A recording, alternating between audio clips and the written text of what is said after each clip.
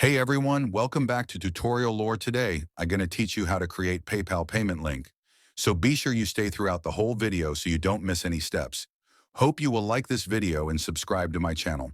Tutorial Lore, let's go for how to create PayPal payment, link for free, and few steps. First, you have to search PayPal in your Google Chrome. After that, click on the official site of PayPal, and then find three lines in the upper left side. After that, click on it. After that, find settings and then click on it, and then find the manage option and click on it. And then you will see in share option, click on the share option.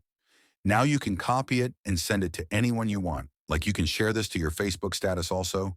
So this all in today's video. Hope you must have understood that how to create a PayPal payment link in very easy steps. There is no easier way than this. If you still don't understand anything, then you can comment. I will definitely reply to you or make a video on your topic.